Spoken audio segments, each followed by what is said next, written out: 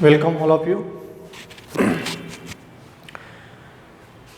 Today we are going to start new chapter, that is chemical kinetics.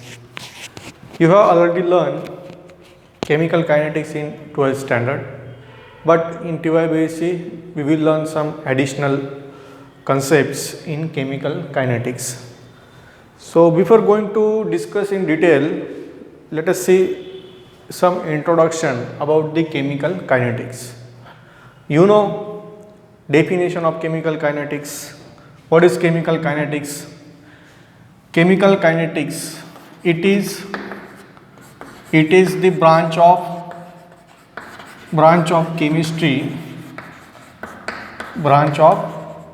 chemistry which deals with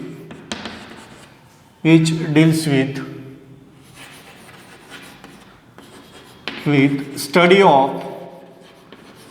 of rate of reaction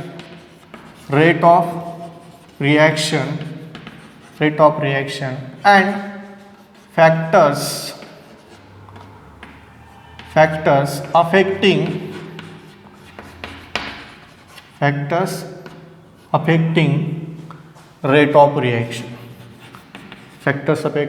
rate of reaction. So this is simple definition of chemical kinetics. In this reaction, in this branch, this branch deals with study of rate of reaction, okay, and the factors that affect the rate of reaction. Rate काय असतो रिॲक्शनचा, factors कोणते कोणते ते आपण नंतर discuss करणार आहेत. त्यानंतर अजून एक गोष्ट याच्यात आपल्याला ॲड करता येईल. Chemical kinetics concern with velocity of chemical reaction.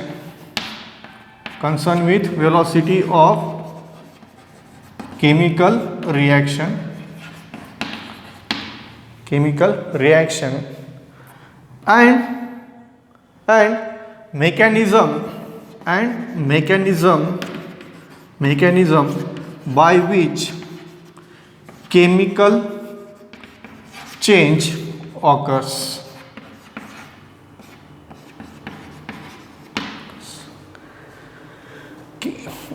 Chemical kinetics is concerned with study of velocity of chemical reaction. Velocity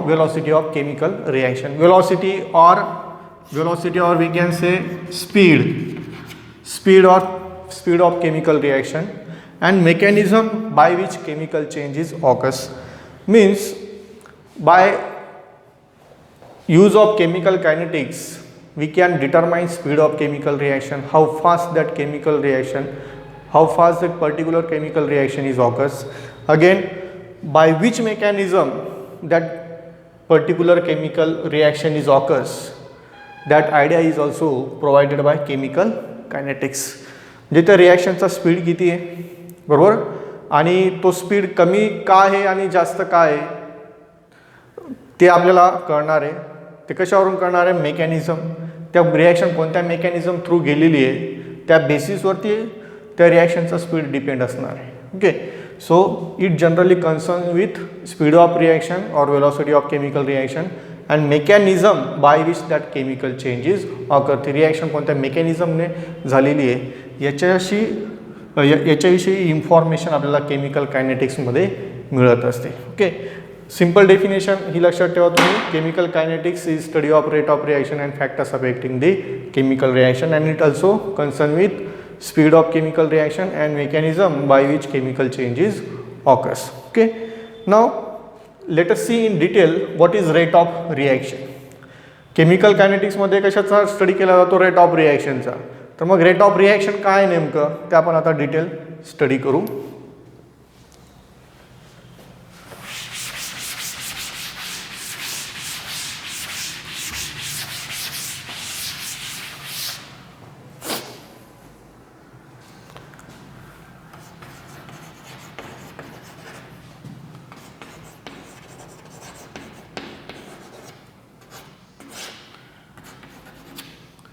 Rate of reaction rate of reaction, chemical reaction means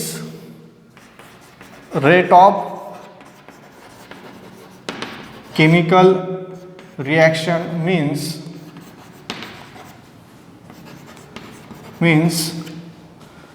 speed or velocity of chemical reaction.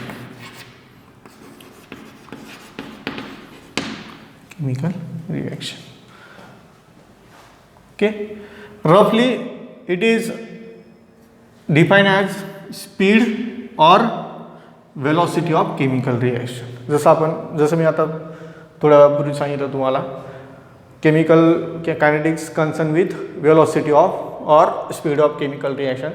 मग generally ते काय रेटच असतो. तो rate of chemical reaction means speed or velocity of chemical reaction. Generally तुम्ही असं म्हणू शकता, रेट म्हणजे काय तर रिॲक्शनचा स्पीड किंवा रिॲक्शनची वेलोसिटी. ठीक आहे, पण आपण पुन्हा डिटेलमध्ये जाऊ. आता रेट काय असतं नेमकं. सपोज जेव्हा केमिकल रिॲक्शन होते तर केमिकल रिॲक्शनमध्ये काय असतात, रिॲक्टंट असतात. रिॲक्टंट रिॲक्ट होतात आणि आपल्याला मिळतो product. Okay, reactant react together and forms a product. So during this chemical reaction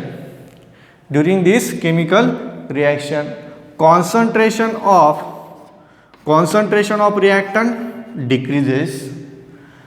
म्हणजे रिॲक्टंट रिॲक्ट होतात आणि प्रॉडक्टमध्ये त्याचं कन्वर्शन होत जातं. व जशी जशी रिॲक्शन प्रोसीड होत जाईल तसं रिॲक्टंटचं कॉन्सन्ट्रेशन काय होणार आहे, कमी होणार आहे. And concentration of product increases. केव्हा, as reaction proceed, reaction start झाल्यानंतर रिॲक्टंट कन्झ्यूम व्हायला लागतो आणि प्रॉडक्ट फॉर्म व्हायला लागतो. रिॲक्टंट कन्झ्यूम होतोय, बरोबर. रिॲक्टंट एकमेकासोबत रिॲक्ट होत आहेत, म्हणजेच काय त्यांचं कॉन्सन्ट्रेशन कमी होत चाललेलं आहे आणि ते दोन्ही रिॲक्ट झाल्यामुळे प्रॉडक्ट फॉर्म होतोय, म्हणून प्रॉडक्टचं कॉन्सन्ट्रेशन इन्क्रीज होत चाललं आहे. जर सपोज तुम्ही असा ग्राफ प्लॉट केला, मग हे केव्हा होईल, जसं जसं टाईम इन्क्रीज होत जाईल. As time increases concentration of reactant decreases and concentration of product increases. If you plot graph of concentration versus time, concentration आणि टाईमचा जर ग्राफ तुम्ही प्लॉट केला तुम्हाला ग्राफ असा मिळणार आहे. हे असं असेल. कोणाचं कॉन्सन्ट्रेशन डिक्रीज होणार आहे, रिॲक्टंटचं. So concentration of reactant decreases and concentration of product increases. हा कर्व हे रिॲक्टंटसाठी, this is for reactant and this curve is for product. So concentration of reactant decreases as time increases and concentration of product increases as time increases. जसं जसं time increase होत जाईल रिॲक्टरचं concentration कमी होत जाईल, रिॲक्टंट एकमेकासोबत रिॲक्ट होतील आणि product form होईल, म्हणून काय होणार आहे, प्रॉडक्टचं कॉन्सन्ट्रेशन इन्क्रीज होत जाईल. ओके, मग असं जेव्हा असेल, आपण जर एक रिॲक्शन कन्सिडर केली, A gives product B. Okay, A gives product B. आता ही जी रिॲक्शन होणार आहे, reactant A converted into product B. Okay, so as reaction proceeds concentration of A will decrease, concentration of A will decrease and concentration of product B will increase. जशी जशी reaction proceed होईल एचं concentration कमी कमी होत जाईल आणि बीचं concentration increase होत जाईल. रिॲक्टंट एचं कॉन्सन्ट्रेशन डिक्रीज होईल आणि प्रॉडक्ट बीचं कॉन्सन्ट्रेशन इन्क्रीज होत जाईल. ओके, सो जर सपोज आता याच्यासाठी जर आपण रेट ऑफ रिॲक्शन लिहिला या केसेससाठी. Okay, so rate of reaction आपण we can define rate of reaction in 2 different ways. So rate of reaction is equal to आता बघा होईल काय इथे, A will start to disappear and B will start to appear as reaction proceed. जशी जशी reaction forward डायरेक्शनला जाईल A डिसॅपियर होत जाईल आणि B ॲपियर होत जाईल म्हणजे फॉर्म व्हायला सुरुवात होईल. सो रेट ऑफ रिॲक्शन आपण दोन डिफरंट वेने लिहू शकतो. Rate of disappearance of A, rate of disappearance of A or rate of disappearance of rate of appearance of B. Okay, so rate of reaction is equal to rate of disappearance of A, disappearance of A. जर असं असेल rate of disappearance of A, आता rate काय असो, rate with respect to time, with respect to time आपण study करतोय. So rate will be ratio of concentration divided by time. So rate of disappearance of A will be written as derivative of concentration of A with respect to time t minus sign. So rate of change of concentration of A with respect to time. Okay, so this is rate of reaction in terms of reactant A. हा जो rate आपण लिहिलेला आहे तो कोणाच्या term मध्ये लिहिलेला आहे, रिॲक्टंट एच्या टर्ममध्ये. रिॲक्टंट काय होतोय, डिसॲपियर होतोय, त्याचं कॉन्सन्ट्रेशन डिक्रीज होतोय. डिक्रीज होतोय, कमी होतोय म्हणून काय घेतलेलं आहे, मायनस साईन. लक्षात काय कोणतं साईन घेतलेलं आहे, मायनस, कारण कॉन्सन्ट्रेशन डिक्रीज होतोय. आता ॲक्च्युअल असतं काय, ही जी टर्म असेल, this term rate of change of concentration of A with respect to time T, this term will be negative. याची व्हॅल्यू काय असणार आहे, निगेटिव्ह असणार आहे. याची व्हॅल्यू निगेटिव्ह असेल आणि निगेटिव्ह साईन पुढे असणार आहे, निगेटिव्ह काय होईल, positive. So we get rate in positive term. Okay, म्हणजे रेटची जी व्हॅल्यू असेल ती आपल्याला कशी मिळणार आहे, पॉझिटिव्ह पाहिजे, पॉझिटिव्ह मिळणार आहे किंवा पॉझिटिव्ह आपल्याला हवी आहे, त्यासाठी काय केलेलं आहे, ह्या टर्मला निगेटिव्हने मल्टिप्लाय केलेलं आहे. ओके, सो डिक्रीज होत आहे म्हणून निगेटिव्ह साईन घेतलेलं आहे. ही टर्म निगेटिव्ह असेल, याची व्हॅल्यू निगेटिव्ह असेल, निगेटिव्ह ही निगेटिव्ह काय होईल, पॉझिटिव्ह. रेट आपल्याला काय मिळणार आहे, पॉझिटिव्ह मिळणार आहे. So rate of disappearance of ए, तुम्ही असं पण लिहू शकतात, ऑर कॉन्सन्ट्रेशन, जसं आता सी ए लिहिलं आहे तसं मी कॉन्सन्ट्रेशन ऑफ ए असं पण लिहू शकतो. कॉन्सन्ट्रेशन ऑफ ए,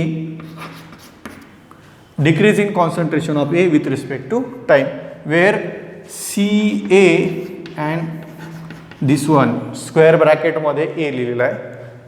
काय ते दोन्ही, concentration of reactant A. So this is concentration of reactant A. आता हे कोणत्या केससाठी लिहिलं आपण, रिॲक्टंटसाठी. Similarly we can write rate of reaction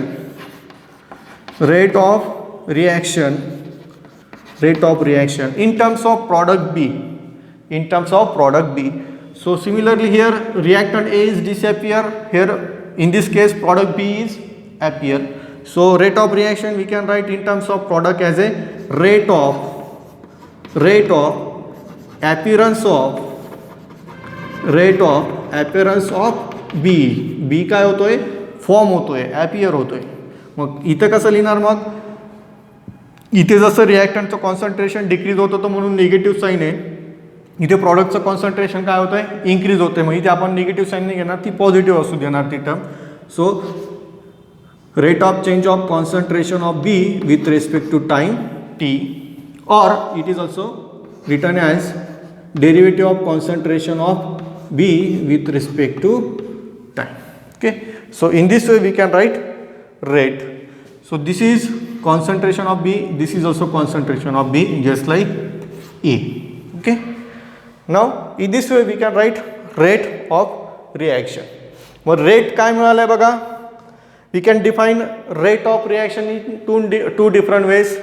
Rate of reaction is defined as decrease in concentration of A with respect to time, decrease in concentration of reactant, A काय इथे reactant with respect to time, or increasing concentration of product, increasing concentration of product with respect to time. Okay, so definition of rate of reaction is, तर बघा इथे आपण काय केलं आहे, chemical रिॲक्शनमध्ये rate म्हणजे काय, जनरल वेलॉसिटी किंवा स्पीड ऑफ रिॲक्शन. इथे एक रिॲक्शन आपण कन्सिडर केली, रिॲक्टंट रिॲक्ट गिव्स प्रॉडक्ट बी. जेव्हा रिॲक्शन प्रोसीड होते रिॲक्टंटचं कॉन्सन्ट्रेशन डिक्रीज होतं, प्रॉडक्टचं कॉन्सन्ट्रेशन इन्क्रीज होतं. इथं ग्राफमध्ये बी दाखवलेलं आहे कॉन्सन्ट्रेशन वर्सेस टाईम. जसं जसं टाईम इन्क्रीज होतो आहे रिॲक्टंटचं कॉन्सन्ट्रेशन डिक्रीज होतं आहे आणि प्रॉडक्टचं कॉन्सन्ट्रेशन इन्क्रीज होतं आहे. मग जर आपण एक कन्सिडर केली general reaction A gives product B, त्या केसमध्ये रेट ऑफ रिॲक्शन आपण असा लिहिणार, rate of disappearance of A. So rate of change in concentration of A with respect to time decrease होतं आहे म्हणून negative sign. Similarly rate of reaction is can be written as in terms of B, rate of appearance of B. So rate of change of concentration of B with respect to time. आता याची definition काय ते आपण बघू.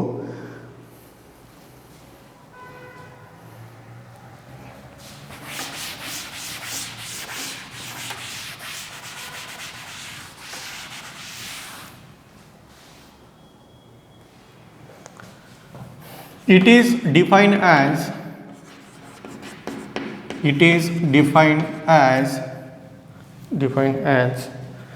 decrease in concentration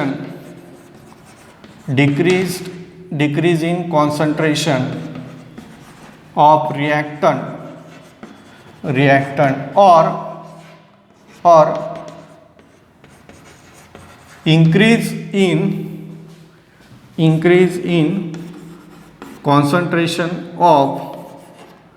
increase in concentration of product per unit time. So simple definition, decrease in concentration of reactant with respect to time or increase in concentration of product per unit time. Or definition याला, it is defined as change in concentration of reactant or product. It is defined as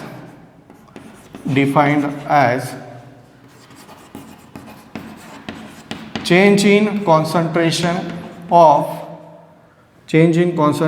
of reactant or product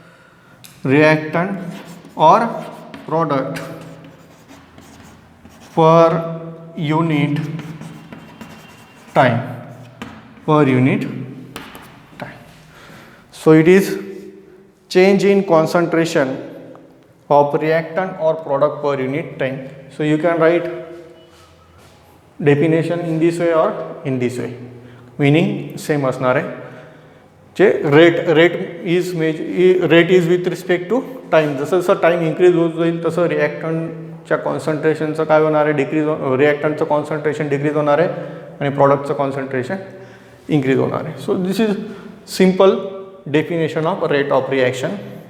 again one concept is there in chemical kinetics, that is instantaneous rate. Okay, instantaneous rate.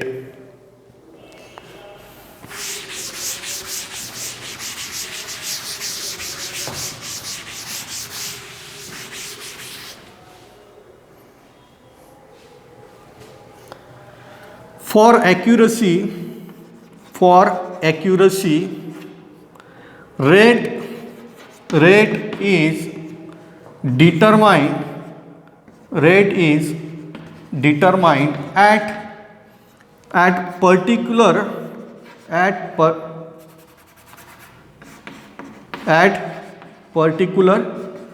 time and for particular concentration. Particular concentration is called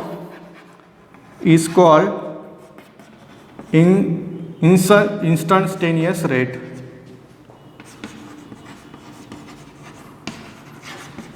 okay, जर accuracy पाहिजे असेल तुम्हाला तर त्या particular टाईमला आणि त्या particular कॉन्सन्ट्रेशनला जर तुम्ही रिॲक्शनचा रेट डिटरमाइन केला, that rate is called as instantaneous rate. Okay, त्या इन्स्टंटला जो डिटरमाइन केलेला असेल रिॲक्शनचा rate, that is instantaneous rate. Okay, for particular time and for particular concentration.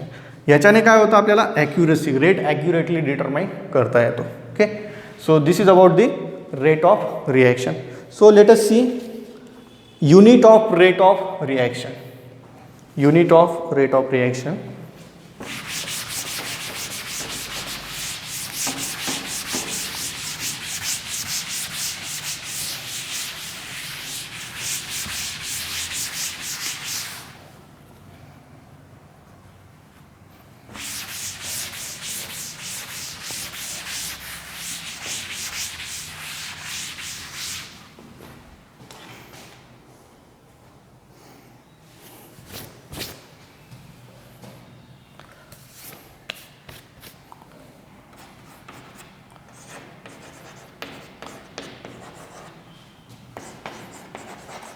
Unit of rate. Okay, unit of rate. So we can write rate is equal to rate क्या होता change in concentration per unit time. So this is concentration per unit time. Simply rate कशाचा ratio आहे, concentration आणि टाईमचा ratio आहे. Okay, मग आपण हे असं पण लिहू शकतो कॉन्सन्ट्रेशन हा कुठे डिनॉमिनेटरला आहे, हा जर न्युमेरेटरला गेला तर काय होईल inverse time inverse raise to -1. इथे काय होता फक्त 1 होता, वरती गेल्यानंतर काय झालं मायनस. Okay, time inverse. तर कॉन्सन्ट्रेशन जे आहे कॉन्सन्ट्रेशन कशाने डिनोट करतो आपण, कशात मेजर केलं जातं, कसं मेजर केलं जातं मोल पर लिटर. और आपण काय लिहू शकतो इथे मोल पर लिटर असं लिहू शकतो. सिमिलरली टाईम कशात मेजर केला जातो, time is measure in second. Okay, त्यानंतर मिनिट्स. ओके, त्यानंतर हवर्स. ओके, त्यानंतर इयर्स. म्हणजे तुम्ही टाईम सेकंडमध्ये मेजर करणार, मिनिटमध्ये मेजर करणार, हवर्समध्ये तासात मेजर केला जाईल किंवा वर्षामध्ये मेजर केला जाईल. ओके, किंवा डेजमध्ये सुद्धा असेल. ओके, इथे डेज पण घेऊ शकता तुम्ही पर डे. ओके, हे जे मोल पर लिटर आहे ते अजून असं पण लिहित आहे तर मोल लिटर इनवर्स. लिटर वरती गेल्यानंतर काय होईल मायनस होईल. ओके, मग बघा रेटचं युनिट काय असणार आहे, युनिट ऑफ रेट. कॉन्सन्ट्रेशन काय आहे मोल पर लिटर. सो मोल पर लिटर मोल पर लिटर कॉन्सन्ट्रेशन असंच असणार आहे. चेंज काय होणार आहे टाईम तुम्ही सेकंडमध्ये घेणार पर सेकंड, किंवा मग असं लिहिणार तुम्ही मोल पर लिटर पर मिनिट, किंवा मग it can be written as मोल पर लिटर पर हवर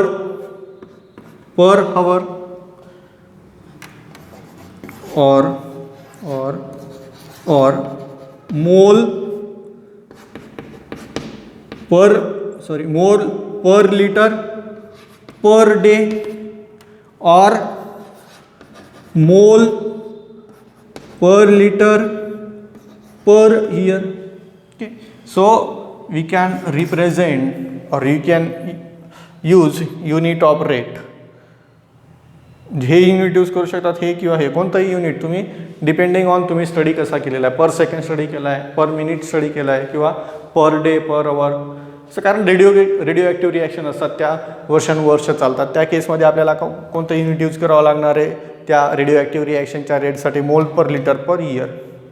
असं काही दिवसभर चालतात, 2-3 दिवस चालणारे रिॲक्शन असतात, त्यांच्यासाठीचा रेट तुम्ही असं डिटरमाइन करू शकतात मोल per litre per day. Okay, so this is about the unit of rate of reaction. आता आपण पुन्हा एक नवीन कॉन्सेप्ट थोडीशी डिस्कस करणार आहे, जे तुम्हाला ऑब्जेक्टिव्हसाठी किंवा अदर कॉम्पिटिटिव्ह एक्झामसाठी कामास येईल. So for that consider a homogeneous reaction. रिॲक्शनचा युनिट समजलं तुम्हाला. रेटचं युनिट काय? Concentration per unit time. Time तुम्ही असं पण लिहू शकता, युनिट तुम्ही असंही लिहू शकता. कॉन्सन्ट्रेशन मोल पर लिटरमध्ये मेजर केलं जातं आणि टाईम तुमचा सेकंड, मिनिट, हवर, इयर्स पर किंवा डेजमध्ये मेजर केला जातो. मग इथे सिम्पल काय, कॉन्सन्ट्रेशनचं हे इथं सबस्टिट्यूट केलं आणि टाईमचं युनिट आपण चेंज करत गेलेलं. Okay, so this is about the rate of unit of rate. Now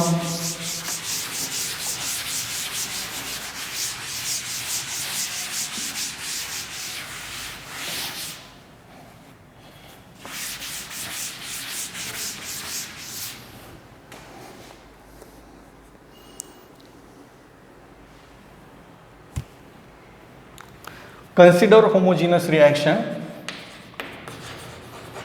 Consider homogeneous reaction. A moles of A reacts with B moles of B gives C moles of C plus D moles of D. Okay. मग इथे बघा A B C D, A B C D, small a B C d काय आहेत? Stoichiometric coefficients. These are the stoichiometric coefficients. Stoichiometric coefficients of reactant A, B, C and D respectively. Okay. A, B, C, D reactantचे ते stoichiometric coefficients आहेत. आणि जर suppose CA, CB, CD, CC, CD are concentration of similarly reactant AB and product CD respectively. Okay. हे जर concentration असतील आणि हे जर स्टायचोमेट्रिक कोइफिशियंट्स असतील तर एक सेंटेन्स आहे याच्याशी related. The rate at which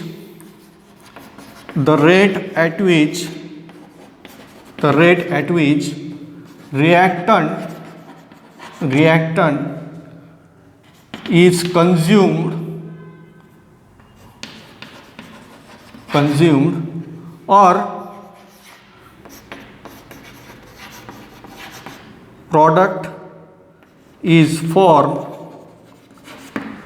जो काही रिॲक्टंट कन्झ्युम व्हायचा रेट आणि प्रॉडक्ट फॉर्मेशनचा जो रेट असेल, that rate is directly proportional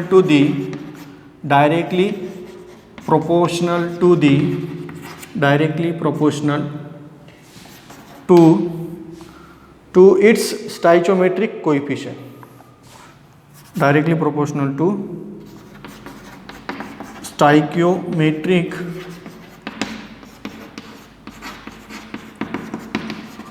coefficient. आता बघा याचा अर्थ काय नेमका. What is the meaning of this sentence.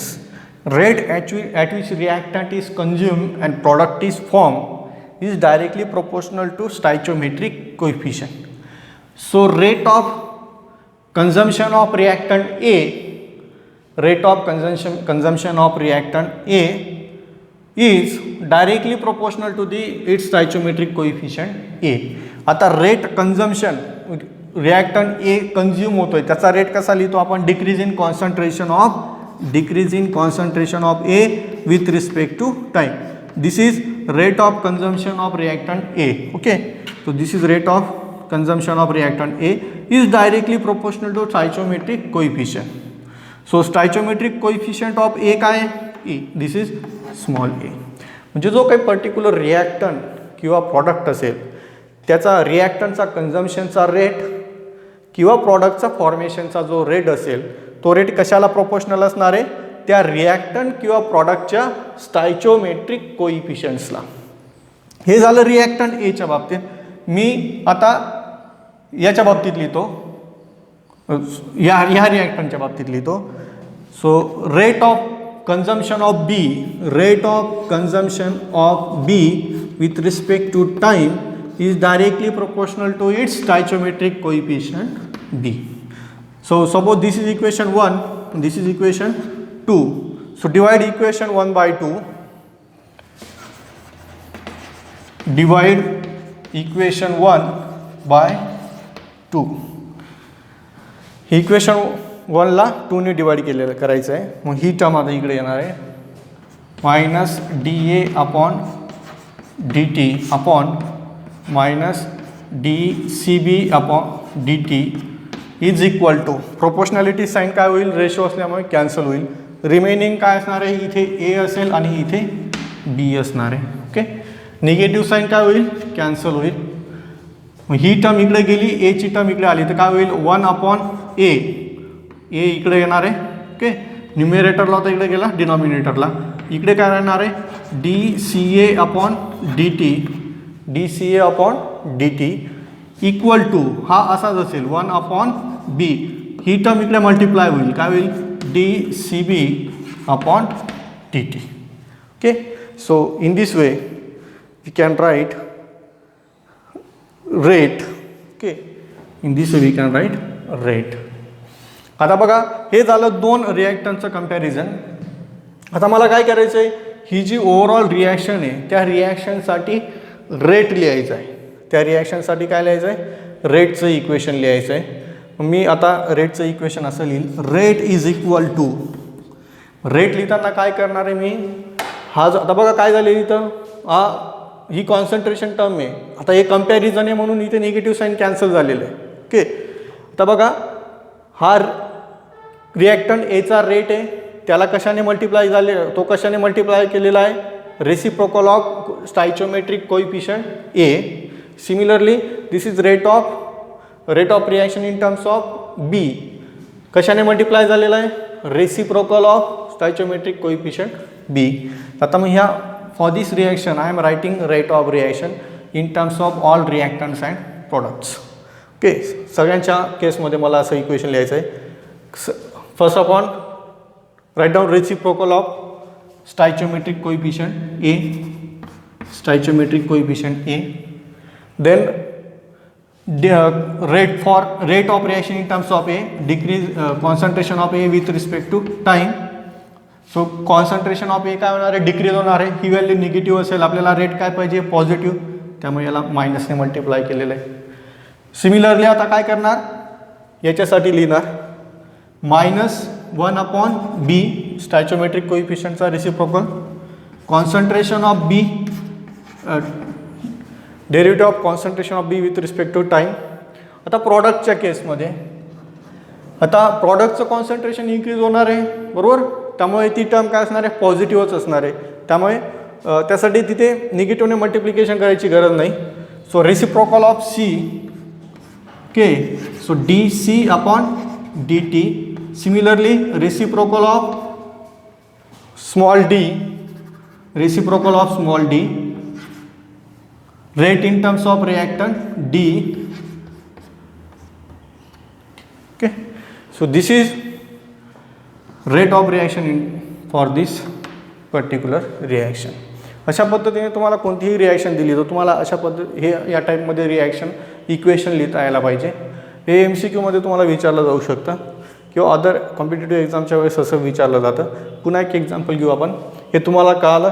हे सेंटेन्स लक्षात ठेवायचं, कोणत्याही रिॲक्टंटचा फॉर्मेशनचा रेट आणि रिॲक्टंटचा कन्झ्युम व्हायचा रेट आणि प्रॉडक्टचा फॉर्मेशनचा रेट कशाला प्रोपोर्शनल असतो, डायरेक्टली प्रोपोर्शनल असतो त्याच्या स्टायचियोमेट्रिक कोएफिशियंटला. हे जे स्टायचियोमेट्रिक कोएफिशियंट हे 1, 2, 3, 4 काही असू शकतात. ओके, आता एक एक्झाम्पल घेऊ आपण.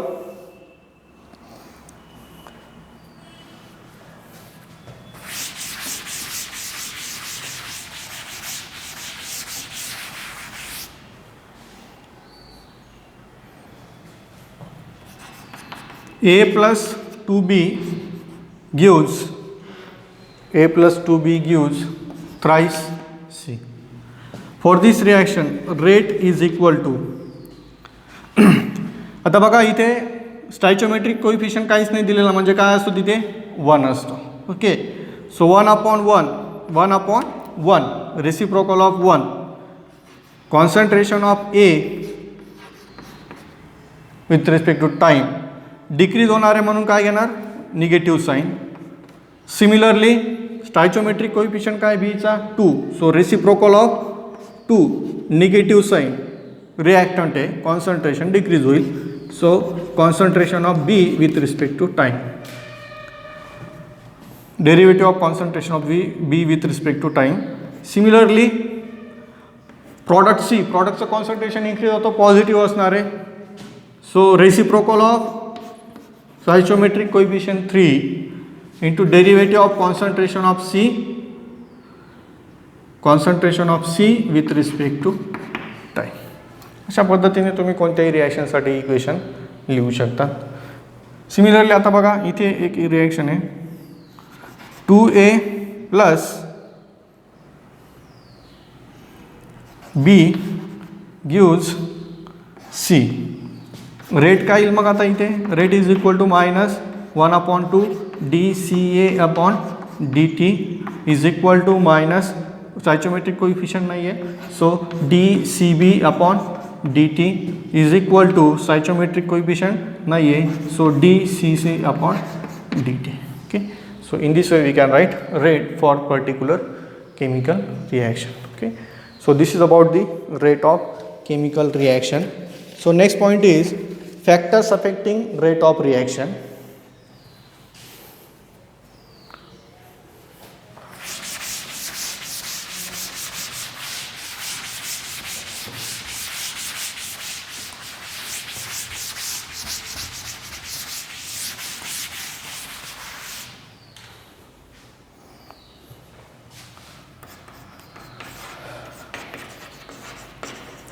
Factors affecting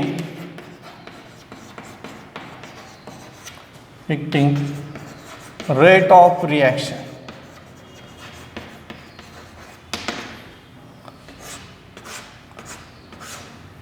Okay,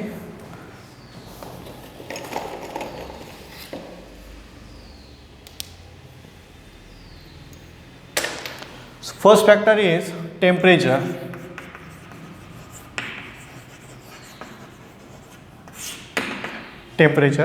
Generally rate of reaction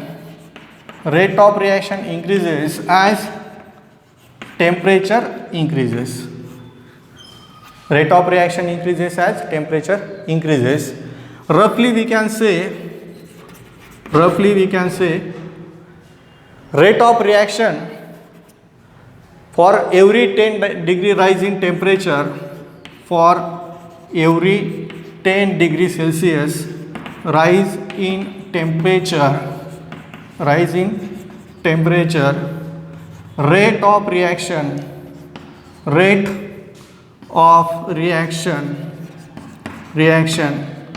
will be double.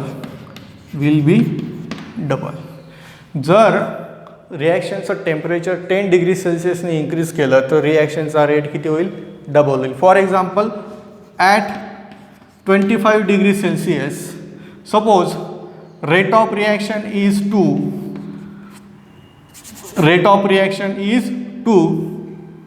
If you increase temperature by 10 degree Celsius, means at 35 degree Celsius, at 25 degree Celsius rate of reaction is 2, and if you increase the temperature by 10 degree Celsius, rate of reaction will be double. 2 चा double काय होणार आहे, 4. 25 degree सेल्सिअसला rate 2 असेल तर 35 degree सेल्सिअसला किती असणार आहे, 4. हे सेंटेन्स तुम्ही नेहमी लक्षात ठेवा.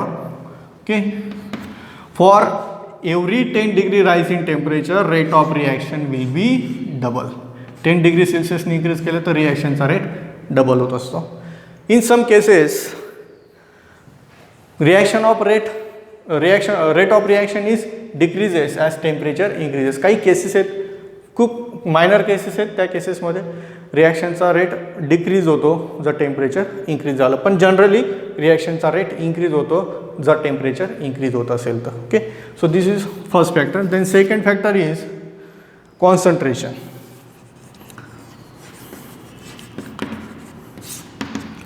First factor, so rate of reaction is generally rate of reaction is directly proportional to the initial concentration concentration of reactant. Initial concentration of reactant. Rate of reaction is directly proportional to the initial concentration of the reactant. As initial concentration of reactant decreases, rate of reaction is also decreases. जे रिॲक्शनचा जो rate आहे तो initial जे concentration असेल रिॲक्टंटचं त्याच्यावरती depend, त्याला directly proportional असणार आहे. आणि जसं जसं रिॲक्टंट रिॲक्ट व्हायला लागेल, प्रॉडक्ट फॉर्म व्हायला सुरुवात होईल, तसं तसं रिॲक्शनचा रेटसुद्धा डिक्रीज होईल. कारण रेट ऑफ रिॲक्शन कशाला प्रोपोर्शनल आहे? Initial concentration. आणि इनिशियल कॉन्सन्ट्रेशनच डिक्रीज होईल तर रेटसुद्धा हळूहळू डिक्रीज व्हायला सुरुवात होणार आहे. पण ज्या काही फ्यू एक्सेप्शन्स आहेत, फ्यू एक्सेप्शन्स त्याच्यात काय? Zero order reaction. Zero order reaction इथे काय असतं? Rate concentration remain constant. Zero order रिॲक्शनमध्ये काय असतं? रिॲक्टंटचं कॉन्सन्ट्रेशनच कॉन्स्टंट असतं, त्याच्यामुळे कॉन्सन्ट्रेशनचा फारसा रिॲक्शनच्या रेटवरती इफेक्ट होत नाही. कोणत्या केसमध्ये? झिरो ऑर्डर रिॲक्शनच्या केसमध्ये. त्यानंतर पुढचा जो फॅक्टर आहे, presence of catalyst.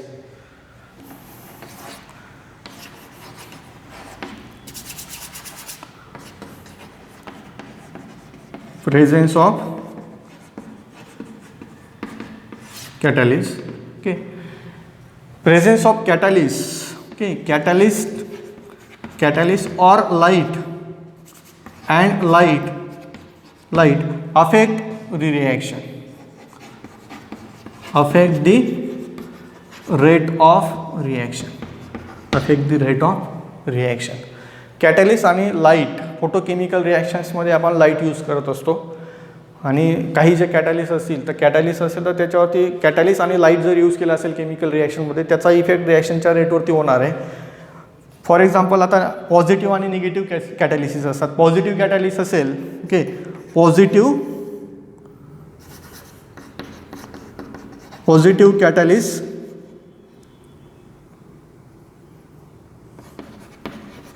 Okay, positive catalyst आणि दुसरा असं negative catalyst.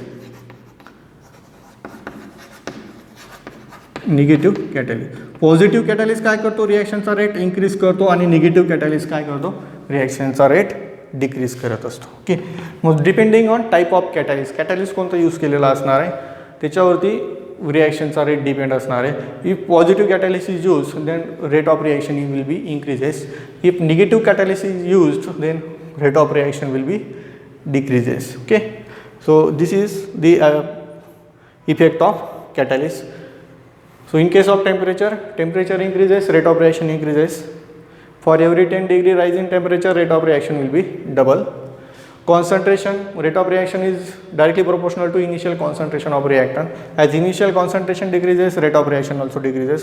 But in some cases, for example, zero order reaction, concentration remain constant, so it does not affect the rate of reaction. Means concentration of reactant does not affect the rate of reaction in case of zero order reaction. And presence of catalyst and light also affect the chemical reaction. Positive catalyst increase the rate of reaction, negative catalyst decrease the rate of reaction. And last factor is particle size or surface area of reactant.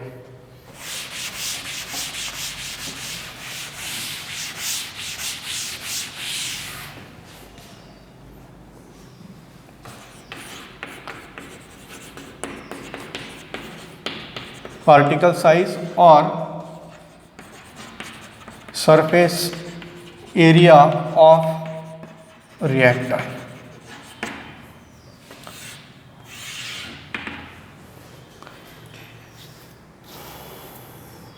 Smaller the particle size,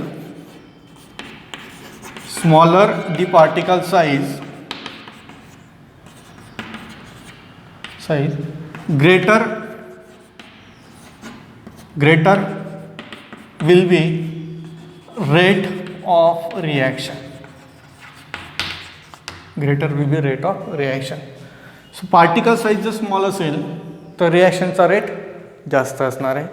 so rate of reaction is directly proportional to the surface area. Rate of reaction rate of reaction is directly proportional to the surface area of reactant. So smaller surface area provide smaller particles, fine particles provides a larger surface area. मग जितका पार्टिकलची size fine असेल, रिॲक्टंटच्या पार्टिकलची size जितकी fine असेल तितका रिॲक्शनचा rate जास्त असणार आहे. कारण स्मॉलर जर पार्टिकल साईज असेल तर रिॲक्शनचा रेट जास्त असणार आहे. आणि रिॲक्शनचा रेट कशाला डायरेक्टली प्रोपोर्शनल आहे? सरफेस एरियाला.